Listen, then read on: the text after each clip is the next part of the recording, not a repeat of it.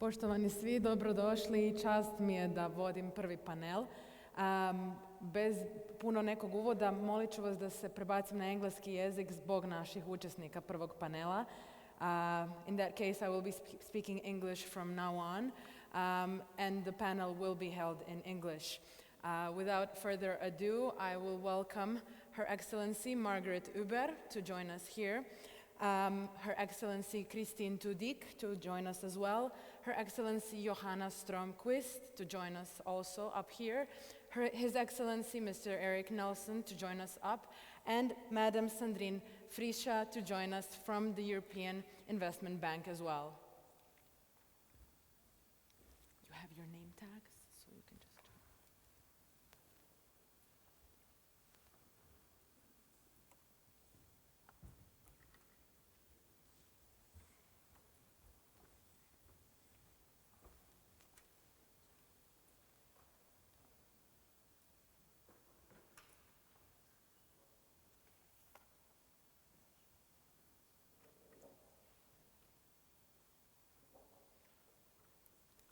Okay, now that we have settled, I think, without any further ado, we will be talking about international relations in 2022, about the future of the world, but also of Europe and our region. I will start with Her Excellency Ambassador of Germany, Madam Margret Uebber. Germany insists that Nord Stream 2, the gas line, will not threaten EU gas supply, nor will it increase Brussels' dependency on Russia for gas. Has Germany's Nord Stream 2 contributed to certain disagreements within the European Union? Good morning, and first of all, thank you for inviting me to this panel. It's an honor and a pleasure for me to be here. To answer immediately to your question, let me go back a little step and look at the question why Nord Stream 2 was built in the first place. What we see is an increasing need of energy within the European Union. And within the energy mix which is needed, gas is playing a role, especially as gas has a relatively low emission of carbon dioxide, CO2. On the other hand, the production of traditional suppliers, such as Norway, the UK, or the Netherlands, is digressing. So the EU has to import gas. And Nord Stream 2 could contribute to provide energy security in the EU and at the same time help the European Union to reduce the emissions of CO2. Let me also point out that Nord Stream 2 is a commercial project. It was privately financed by 6 major enterprises from the energy sector. And of course, before construction, that was preceded by talks with the countries concerned, namely the countries through whose territorial waters the pipeline is running, but also neighboring countries such as the Baltic states and Poland. Now, where are we at this point? The construction is finished. However, there are ongoing objections to Nord Stream 2. They come from the Ukraine as one of the major transit countries of the southern corridor. They come from our partners within the EU, and they also come from the US Congress, which has sanctioned enterprises participating in the construction of Nord Stream 2. These objections are twofold. They are legal and they are political. On the legal side, the issue to look at is whether the construction or the operation of Nord Stream 2 is in line with EU regulations, namely with a regulation that says that the provider of gas should not be identical with the owner of the pipeline.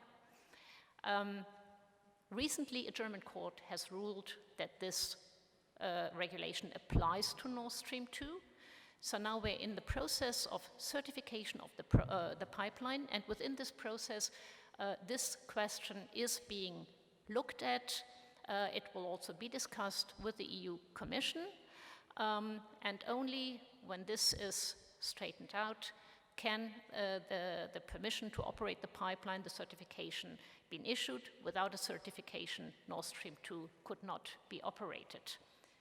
Now, as you all know, as of yesterday, let me also go on the political issues, which is, of course, the fear of dependency of energy supply from Russia and the fear that Russia might use its dominant position in as energy supplier for political purposes. Now, as you all know, as of yesterday, Germany is having a new government. For the first time, a coalition of 3 parties who have agreed on guidelines, on directives for their common work in the so-called coalition treaty. And one of the major issues of the coalition treaty is environmental security, protection of the environment, and climate protection. And in this context, the parties have committed themselves to implement the transition towards renewable energy. The promotion of new renewable energy is a very, very strong point in the coalition treaty.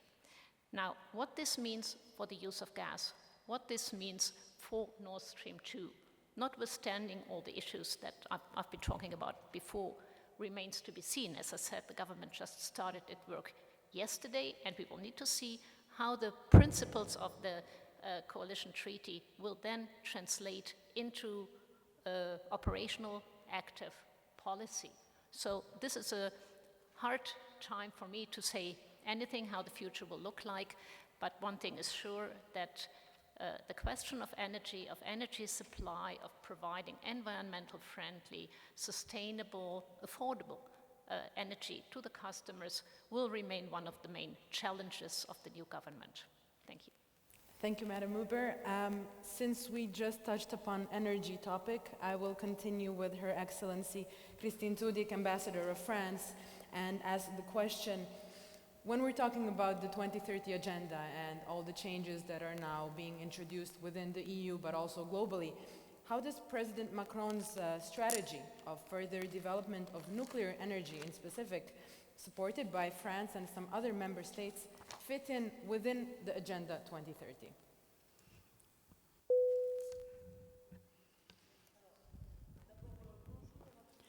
Oui, ça y est. Okay. Bonjour à toutes et à tous, merci de m'avoir invité et de me donner l'occasion de m'exprimer en compagnie de mes collègues. Dobar dan svima, hvala lijepo što ste mi dali mogućnost da govorim ovdje zajedno sa svim svojim kolegama. Alors, s'agissant de l'énergie nucléaire, oui, justement, contrairement à ce que beaucoup affirment, c'est une énergie verte. Et c'est pour ça que le président Macron a décidé, et l'a annoncé le 9 novembre dernier, de relancer la production de centrales nucléaires. Vezano za nuklearnu energiju, pa suprotno onome što svi govore, radi se ipak o zelenoj energiji i predsjednik Macron je u stvari najavio da će upravo Francuska ponovo pokrenuti izgradnju nuklearnih reaktora. Parce que là aussi, on ne le dit pas assez souvent, l'énergie nucléaire, c'est, en termes d'émissions de gaz à effet de serre, c'est 4 fois moins que l'énergie solaire, c'est 40 fois moins que le gaz, et c'est 70 fois moins que le charbon.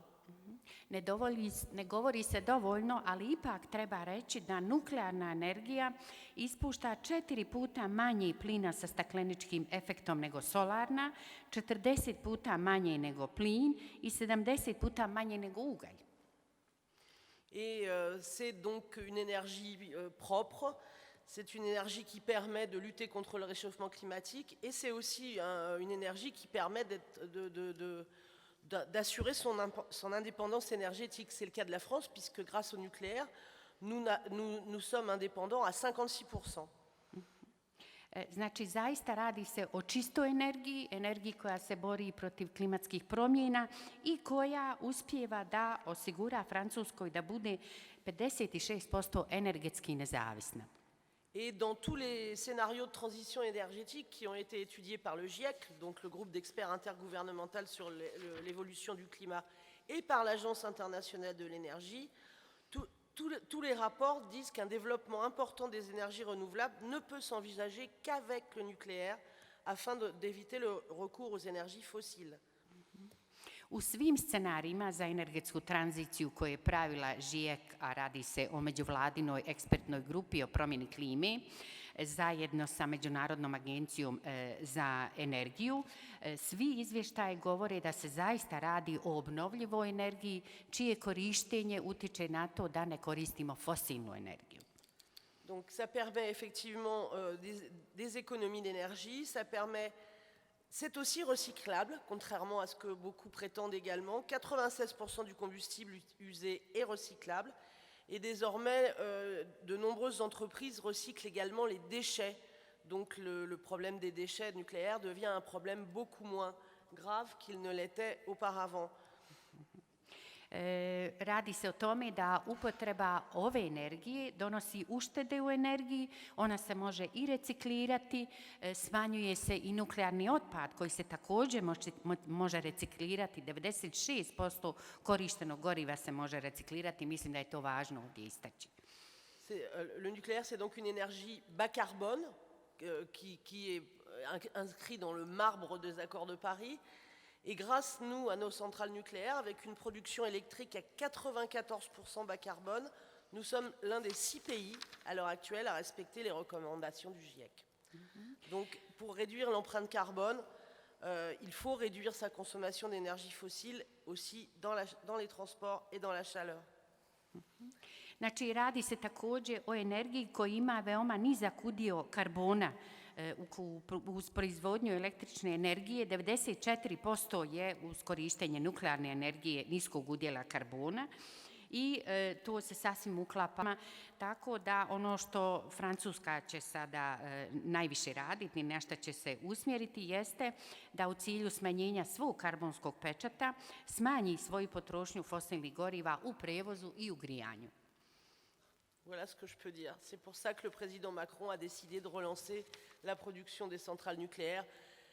Je rappelle que ce sont des centrales nucléaires de 3e génération et qu'on est loin des Fukushima et Tchernobyl. On est dans des productions de centrales nucléaires d'une autre dimension et beaucoup plus sûres.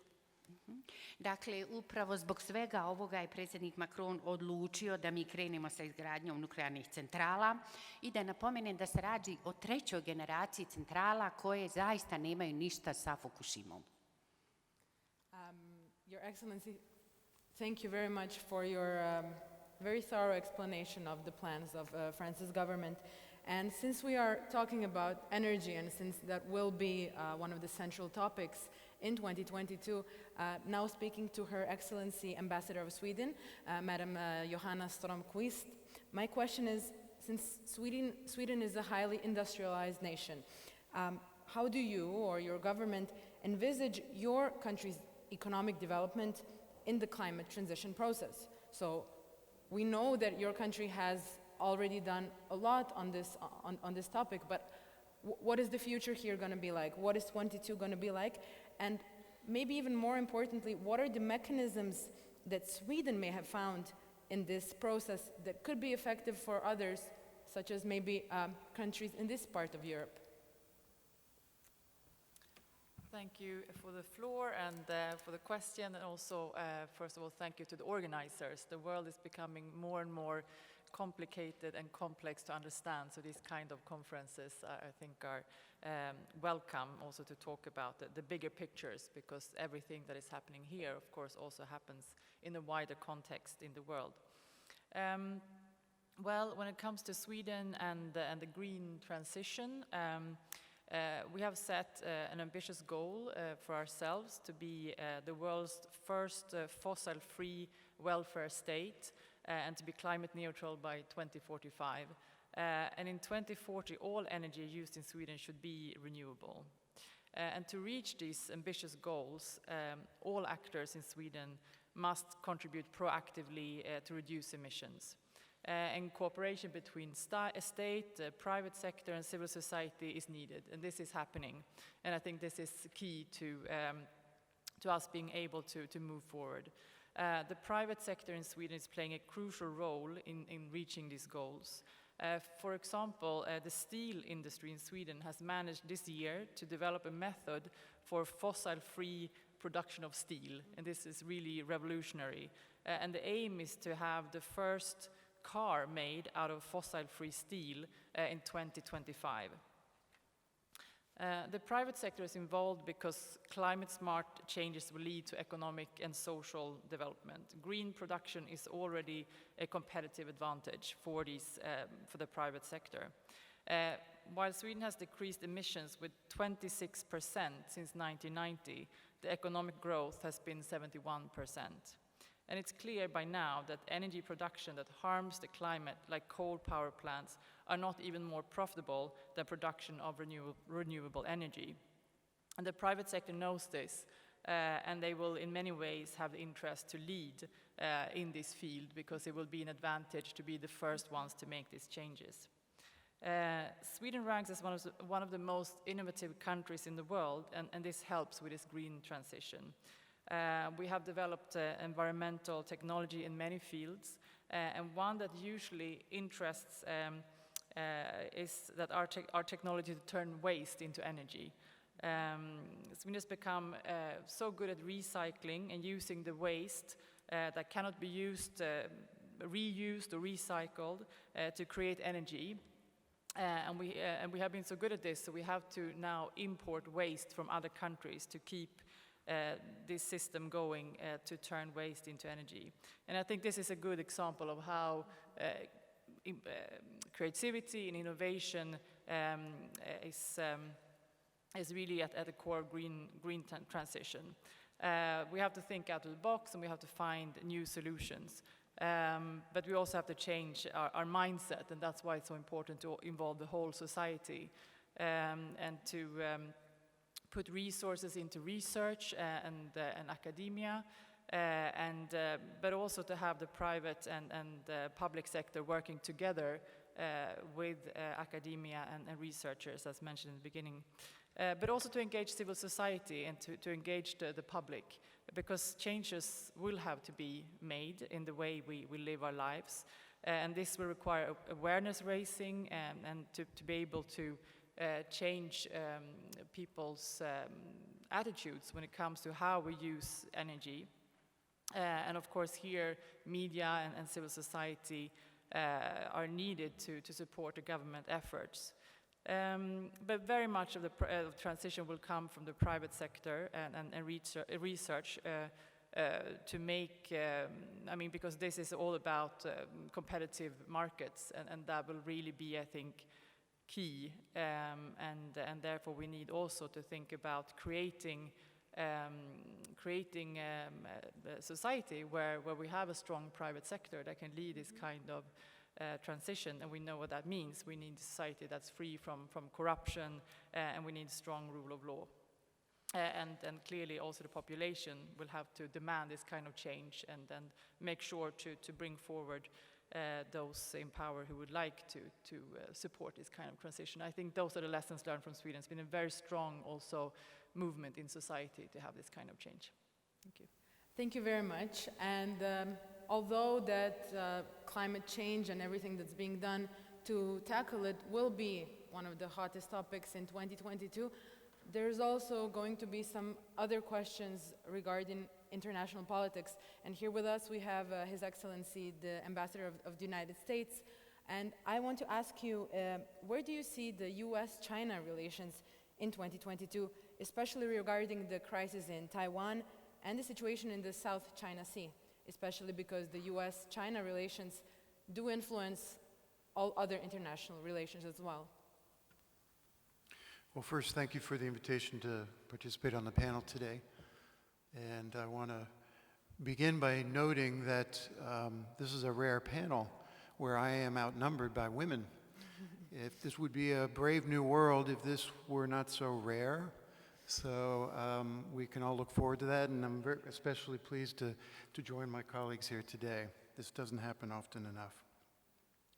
Regarding the United States' relationship with China, we sum it up as our relationship will be competitive when it should be, will be collaborative when it can be, and will be adversarial when it must be. The common denominator is the need to engage the People's Republic of China from a position of strength, and that position of strength requires us to work closely with allies and partners, because our combined weight is much harder for Beijing to ignore, and our combined weight rests on our combined support of the values of fair competition and the defense of human rights. So the U.S. will compete with the People's Republic of China in the 21st century, and we will challenge Beijing where we must. In many areas, Beijing's leaders seek unfair advantages. They behave aggressively and coercively and undermine the rules and values at the heart of an open and stable international system. And when their actions directly threaten our interests, we will answer those challenges. We will engage and lead in international institutions in the face of their efforts to rewrite the rules and norms, to animate those institutions in defense of rules and norms. And we'll stand up for democratic values when human rights are being abused in Xinjiang or when democracy is being trampled in Hong Kong. Our concerns are with the conduct of the Chinese government. We have no ill intentions towards China and the Chinese people. In fact, many of our concerns focus directly on the need to call out human rights abuses. We continue to express our strong concerns to Beijing regarding the pattern of ongoing attempts to intimidate others, including Taiwan. We will always have interest and defend our interest in peace and stability across the Taiwan Strait, as guided by the Taiwan Relations Act, and we will always support Taiwan's self-defense. At the same time, China is the United States' leading economic partner. There is much opportunity for us to cooperate and collaborate. However, we do that with eyes wide open, noting that Xi Jinping publicly stated that the Chinese Communist Party must, quote, increase leadership over the private sector and make it follow the party, end quote. This has a direct effect on the United States and many of our partners when we see commerce influenced by the party, especially in the area of technology, where untrusted vendors being introduced into our telecommunications systems raise the very real threat of our privacy and data being open always to the Chinese Communist Party. And for that reason, we always advocate for trusted vendors and against vendors like Huawei and ZTE that are beholden to the whims of the Communist Party of the People's Republic of China. This is a relationship with much potential, and the United States will always stand firm on our principles. Thank you. Thank you. In the end, we have the representative from the European Investment Bank for Bosnia and Herzegovina and also for Montenegro, Madam Sandrine Frisha. She will be here today as well. And I will ask you about the EIB. So in light, again, of the whole green transition decision, will the EIB continue to support infrastructure projects in Bosnia? If yes, which? And just for an example, what we are talking about here is because these things and these investments are very important to Bosnia because of existing, for example, thermal power plants. So because of existing technology and energy production, how will that go in line with the new directives? Thank you. Good morning, Excellencies, ladies and gentlemen. Thank you very much to the organization of this conference, which is very welcome at this moment. So, while the EIB's and EU's policy priorities have been dramatically reordered in the face of the COVID-19 crisis, fighting climate change continues to be one of the biggest challenges of our time. Hence, the EIB group remains committed to continuing to increase its share of financing dedicated to support climate action and environmental sustainability, to direct over 50% of its annual investment to this kind of projects by 2025 or beyond, and beyond.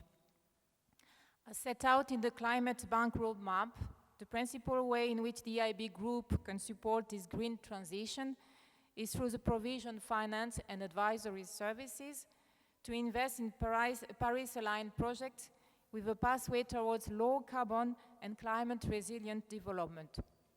The Climate Bank Roadmap, approved in November 2020, provides a clear interpretation of alignment in the context of EIB Group projects and products. In October this year, EIB adopted an adaptation plan which will help its partners align their project with the goal of the Paris Agreement, covering climate mitigation and adaptation components. So to answer precisely your questions, yes, the EIB will continue to support green transition infrastructure projects in Bosnia and Herzegovina and in Montenegro and the rest of the Western Balkans, up to 50% of the eligible cost of the project for most of the sector, and up to 75% for renewable energy and energy efficiency projects. However, it is worth mentioning that with the publication of the so-called PASS framework in October 2021, so very recently, which will apply from 1st January 2022, we go one step further and we will review the project within the context of counterparties, wider corporate activities, and their impact on the environment. In particular, we will ensure that projects financed by the EIB are Paris-aligned and that the counterparty is taking steps forward decarbonizing business activity and strengthening resilience to climate change in case of incompatible activities such as new thermal coal mines or new coal-fired power plants. Where counterparties with incompatible activities have set out a credible decarbonization plan aligned with the Paris Agreement principles, namely zero net emission by 2050, the EIB could envisage a financial support on a case-by-case basis. Finally, if counterparties have not yet developed plans or wish to update existing plans, the EIB can offer to provide technical assistance to support the development of alignment strategies. However, in the current political blockage context of Bosnia, it is very difficult for EIB and other institutions to support more projects since they need to be approved by the government and at state and entity levels. So we are really looking forward for a rapid release of this blockage in order to continue our already very good collaboration. Thank you. Thank you. And with this, we're actually in the second round of questions now. And I will go back to Her Excellency Uebber from Germany and ask you this. What does the shift in German politics mean for Germany's role in the Balkans and the accession of Western Balkans countries to the European Union? Also, especially concerning the fact that you just had a government change, which you already mentioned, and keeping that in mind, will Germany in the next year have maybe a stricter policy towards certain governments in the region? Thank you. Yeah, thank you. Again, I have to refer to the coalition treaty, which I have mentioned before. There's a chapter 7 in this coalition treaty that deals with foreign policy, and it's entitled Germany's Responsibility for Europe and in the World. And if you look at this chapter, I think you will see lots of continuity with policies that are familiar to you, but also maybe some new nuances, especially when it comes to a strong emphasis on values, especially on human rights, democratic standards, and the rule of law. Values which, according to the treaty, need to be strengthened both within the European Union, but also in the relationship with partners outside the European Union. So what does it mean for the Western Balkans? There is a chapter on the Western Balkans within that overall heading. First of all, and I think that is the good news, this chapter says that Germany will remain strongly committed to the EU accession of the 6 countries of the Western Balkans, and maybe that is a bit of a new nuance, to reforms which are necessary to fulfill all the Copenhagen criteria. In this context, we intend to strengthen civil society, and also the coalition treaty says that in parallel with the enlargement process, the EU needs to improve its capacity to accommodate new members. At the same time, the coalition treaty highlights some issues related to the countries of the Western Balkans. So, first of all, it says that accession negotiations with Albania and North Macedonia need to be opened soon. Secondly, that the negotiations with Serbia and Montenegro that are already ongoing need to continue. There's a strong support for visa liberalization for Kosovo, which needs to be adopted according to the coalition treaty, and support to the EU-led normalization dialogue between Serbia and Kosovo. Now also, and this may be of special interest for you, Bosnia and Herzegovina is mentioned. There is a clear commitment to support all efforts to achieve a durable, a sustainable peace here in Bosnia and Herzegovina, based on the preservation of the territorial integrity of the country and in overcoming ethnical divisions. So I think that we can say that in the future, under the new government, Germany will remain a strong and a reliable partner for the Western Balkans, will continue to support the implementation of reforms which are necessary for your country to move closer to the European Union, and in particular, reforms that are named within the 14 priorities of the EU Commission. Thank you. Speaking of accession of the Western Balkans countries, I will now ask the ambassador of France, if we take into account that France has, throughout the previous years, had some reservation about accession of certain new member states to the European Union, and this being due to certain problems that those countries bring, will France still continue to be relatively reserved about this in the future? Alors, je vais être claire.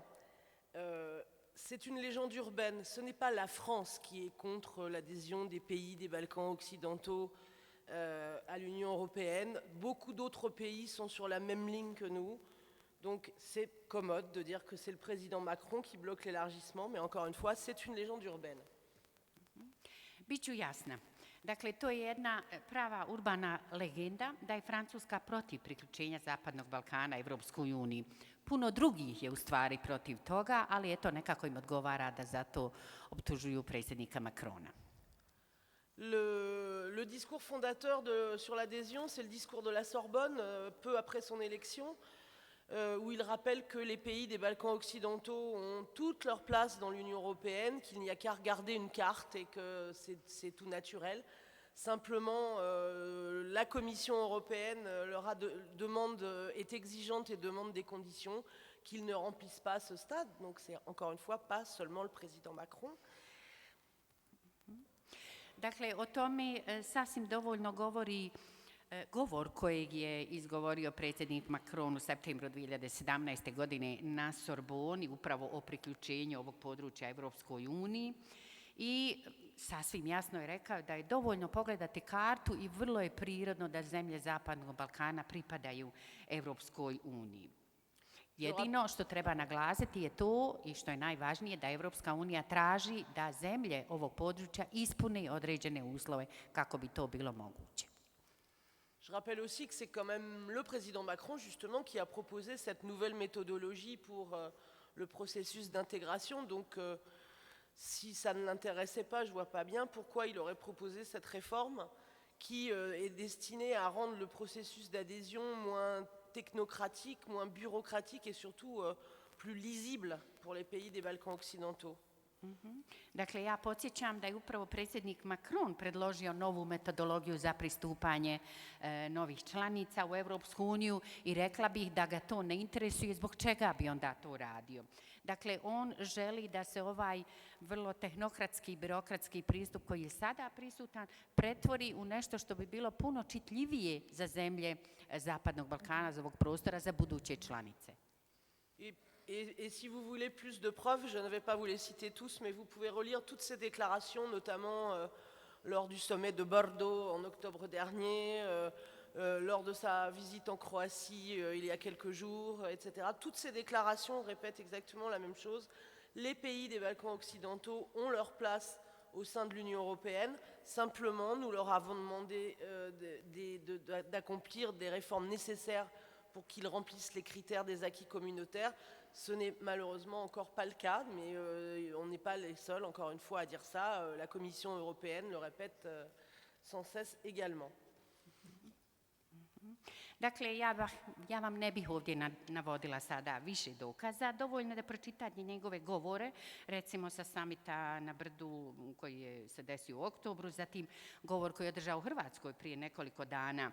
Dakle, zemlje Zapadnog Balkana zaista imaju svoje mjesto u Europskoj uniji, ali prethodno je potrebno da provedu neophodne reforme, da usvoje evropske kriterije, što nažalost trenutno nije slučaj. Thank you very much. We will go now to the ambassador of Sweden with, again, a question regarding Bosnia and Herzegovina. Sweden is one of major bilateral donors to Bosnia and Herzegovina, and Swedish government has recently adopted a new 7-year strategy for reform cooperation with Western Balkans and Turkey, where Bosnia and Herzegovina is included. This has the focus on the EU integration of Bosnia and Herzegovina. So my question to you is, how is Sweden assisting Bosnia and Herzegovina to become a member of the European Union? Thank you. Well, first of all, maybe I should say why Sweden is one of the main bilateral donors in this region. And that is because Sweden's strategic interest is a stable and prosperous Europe. And we believe that the reforms that are necessary for EU integration leads to stable and prosperous countries in a strong Europe that together can meet all the challenges that we are facing. Be it pandemics, hybrid threats, disinformation, climate change, organized crime, terrorism. Many of these challenges that we are facing in the modern world, we need to work cross-border, and we need to work together, and we need a strong Europe. And this is why our whole development cooperation in this region, including with Bosnia and Herzegovina, is geared towards EU integration reforms. And the focus is in 4 areas: environment and climate, economic development and economic integration with the EU, democracy, rule of law and human rights, and there also, of course, the gender equality is included, which is also mainstream throughout everything that we do.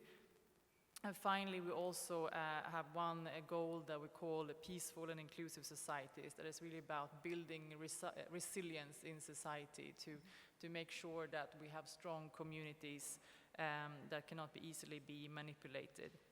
And we work on all levels. We work on policy level to make sure that legislation and institutions are in place that can take on the EU legislation and the demands of an EU membership. We also work with civil society and media to raise awareness. And of course with very concrete projects working with institutions and governments at all levels in the whole country. And maybe just to mention one area that I think is interesting as an example, Sweden is engaged for many years to reduce air pollution in Bosnia and Herzegovina. And there we work both to make sure there's a countrywide strategy for all environmental issues at all government levels with action plans. We also work to raise awareness about the dangers of air pollution. And there, of course, we work with civil society and media and with young people. But we also provide technical support and expertise to relevant institutions to actually be able to take on requirements of EU membership, because this is actually environment is one of the biggest areas when it comes to EU legislation, which is perhaps not that well known. We also work to help to study and see what the sources of pollution are, and then of course finally we work with energy efficiency of both public buildings, and now we've also started to work with local authorities to expand to help private citizens to also change their polluting furnaces into more environmentally friendly modern ways to heat their houses. So that's just an example of that we work on all levels and with many different actors in the country, but the main goal is a stable and prosperous Bosnia and Herzegovina that can be a member of the EU, where we can all work together to make sure this part of the world is where it should be. Thank you. Thank you very much. The question for Mr. Nelson, what is the new American policy in the Balkans, and how will it mark the next year, especially regarding recent events and the Dayton Peace Agreement? I think to answer that question, it's important to begin with what is not new. And what is not new is the United States' consistent support for Bosnia-Herzegovina's sovereignty and territorial integrity. What's not new is the very strong bipartisan support from the United States for strong engagement and strong investment in Bosnia and Herzegovina. There are some new emphases from the Biden administration, which I think are important to emphasize. One is that corruption is a threat to the United States at home and around the globe. And President Biden has made it clear that corruption is a national security threat for the United States, and we see how it is undermining prosperity, human rights, and democracy across the world. For that reason, President Biden has introduced new sanctions regimes to punish corrupt actors, and we will be doing our best to take on corruption. Today is International Anti-Corruption Day, and my Swedish colleague and I just come from an event kicking off this important day where everyone should be taking stock of progress. And unfortunately, in Bosnia-Herzegovina, there's little progress, as Bosnia-Herzegovina now sinks to the third worst nation in Europe for corruption ranking, only ahead of Belarus and Azerbaijan. So we'll continue to support those who are fighting corruption. I think that another new aspect of the Biden administration's policy toward Bosnia-Herzegovina is an increasing emphasis on the responsibility of local actors to achieve results. Twice this year, Secretary Blinken has written to the presidency of Bosnia-Herzegovina about how 2021 was, and for a few more weeks, is a year of opportunity for progress on reforms that are urgently needed in Bosnia-Herzegovina, reforms to move forward on a European path. The United States stands with our European allies in support of the European path of Bosnia-Herzegovina. European values are clearly, deeply rooted here in Bosnia-Herzegovina. European and Euro-Atlantic standards are sadly lacking. And we will continue to support progress toward achieving European and Euro-Atlantic standards, because that is essential for Bosnia-Herzegovina's achievement of lasting peace, sovereignty, and prosperity. When we do that is our steadfast support for the security of Bosnia and Herzegovina as a NATO ally, building the capacity of Bosnia and Herzegovina, including the armed forces, which has become, like NATO, the unification of former opposing armies, now committed to stability and professionalism and integrity. one of the most successful institutions in Bosnia and Herzegovina, where three peoples and others naturally and instinctively cooperate until political leaders tell them not to. We'll continue to support Bosnia and Herzegovina's state institutions that are defending citizens against corruption, against organized crime, and against terrorism. The invitation for Bosnia and Herzegovina to join the World Trade Organization the window is closing as important reforms were not achieved, which would definitively improve the competitiveness of Bosnia and Herzegovina. And I disagree with Minister Košarac that Bosnia and Herzegovina firms cannot compete with a rapid integration here in the Western Balkans and to the European Union. The firms we see and the firms we continue to encourage that are private sector and transparent and run on competitive principles are competing effectively. And they give hope that there is a future for the citizens and the young people of Bosnia and Herzegovina. Those who will not be able to compete are the inefficient public enterprises that fail to deliver accountability to the citizens of Bosnia and Herzegovina. And we stand with our partners in the European Union and our partners among the international financial institutions of urging the reforms that need to happen to make Bosnia and Herzegovina, help it achieve its future, its destiny, embraced in the European communities. Finally, I want to end on a positive note, and that is the note of what gives me some hope and some optimism about Bosnia and Herzegovina's future, and that is the individual citizens who we call heroes of Bosnia and Herzegovina. This year we are celebrating 25 years of assistance from the United States Agency for International Development. And our best investments have been in the people of this country. And every week we have named a hero of BIH, whether they are from civil society, from the education sector, prosecutors, civil servants, who have been fighting against great odds to move this country forward. The courage and the stubbornness, the inat, the commitment of Bosnia and Herzegovina citizens to overcome these problems is the key to a successful future, and the United States will continue to stand by those brave citizens. Thank you.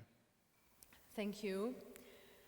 And for the end, especially because this is the edition of The Economist, and since with us we have Sandrine from the European Investment Bank, I will just ask for the end, and this is something that the whole world is actually approaching at the moment and dealing with, is the current inflation and economic crisis, and a possible new crisis also on volatile markets.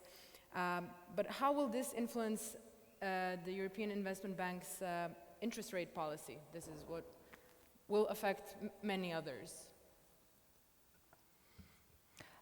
Yes, indeed, in Bosnia and Herzegovina, the rate of inflation registered on a year-on-year basis has increased, as was the case in the euro area as well. It was driven mainly by the rise in the price for food and non-alcoholic beverage, and by the effect of the global surge in energy prices. And inflationary pressures are expected to continue until the end of the year, according to some analysts. So now, how does this affect EIB's interest rate policy? Well, it's important to mention first that the EIB group contribution to the current and past crisis, because unfortunately there were past crises as well, it has always been counter-cyclical, and consequently it improves growth in the countries where it operates. So at the same time, the bank remains watchful that activity levels are financially sustainable in difficult operating environment. and are aligned with its overall business model, which relies on its credit standing, including AAA ratings, and its status as prime issuer on the capital markets. So EIB's interest rates reflect the bank's overall funding cost in the capital markets across all currencies. They reflect as well the internal rating calculated for each counterpart, assessing the credit risk and hence the level of interest rate that will be applied to a specific loan at the moment of disbursement or at the moment of the signature of the contract, or finance contract. So, in view of the stress that the COVID-19 crisis and the resulting potential deterioration of the EIB's credit portfolio may put on the EIB risk metrics, the evolution of short and longer-term capital needs are being closely monitored and carefully managed by the relevant services at the bank. And nevertheless, a huge uncertainty and financing gap remain worldwide, and the bank will have to continue to step up its effort to support the EU's sustainable economic recovery strategy inside and outside the European Union. Thank you. Thank you very much for all of your contributions to our panel today. And to end this, I will just introduce shortly, there has been a poll that was made online, and we had people reply and give their opinion on the poll. And the question of the poll, because it's in Bosnian, so I will just translate it for you guys, is should Bosnia and Herzegovina follow the steps of Austria, who is introducing obligatory vaccination, mandatory vaccination of all citizens since February 1st. So da, yes, 76.5%, and against we had 23.5%. If anybody wants to comment from the five of you, it would be nice, but obviously there's no need to comment, but maybe if somebody has a comment? Yes, Germany, okay, thank you. Well, I think this is a very positive result for me, but it's also a surprising result given the fact that few people, or relatively no number of people, have been vaccinated so far, and there is also a certain reluctance within the population to get vaccination. And on the contrary, it's surprising that people say, yes, there should be an obligation to become vaccinated. I'm not really sure if that obligation would really need to a higher rate in people being vaccinated. I would hope so. I think also here, like in many of our countries, stronger regulations would be needed, as we are unfortunately not at the end of the pandemics, and I think it will keep us busy for quite a time to go. Thank you very much for your contribution. And for the end, we will ask if there will be any questions, maybe one or two short questions for our panelists here so that they can answer. From the audience, if there is any question, you can get, možete dobiti mikrofon ako želite pitati neko pitanje neka od naših panelista. Ne. Oh, excuse me, did you ask to speak? I didn't see. I'm sorry. You did too, I'm sorry. I was just going to add a comment to the poll. I think that's a good indication of the readership of The Economist. That's educated readership, seeking to make, always committed to making good data-driven decisions. Fair enough. Moi aussi, juste deux mots. Je trouve que c'est pas très encourageant, en fait. C'est pas un très bon chiffre. Presque un quart de la population qui refuse de se faire vacciner. Pour l'immunité collective, c'est pas une très bonne nouvelle. Pa ja mislim da ovo nije baš dobra brojka, jer po ovome je otprilike skoro 1/4 stanovništva odbija da se vakciniše, a to nikako nije dobro za kolektivni imunitet. Thank you very much. Yes, please. Yes, Maybe also a short comment from my side. I think this is a classic example of what we are talking about here today, that the world is interlinked. So, of course, this is highly interesting to all of us, what people also in Bosnia and Herzegovina decide to do. And I agree, yes, you could see if the glass is half full or half empty. But I mean, of course, we all have to do everything that we can, also on an individual basis, to make sure that this pandemic ends at some point. So, Thank you. And thank you to everybody else for also being part of this panel. Hvala svima, and I will now turn to Adnan to continue on. Thank you. And thanks to the ambassadors and all our panelists. Hvala Hanan, hvala panelisticama, hvala panelisti. Ove ankete su odlične, treba ih imati više u panelima, onako daju dodatnu energiju, kad se o rezultatima, posebno kad su za neke iznenađujući, za neke manje iznenađujući, kad se o njima diskutira. U svakom slučaju, svi smo zaslužili kafu, pauzu, 30 minuta. Hvala lijepa.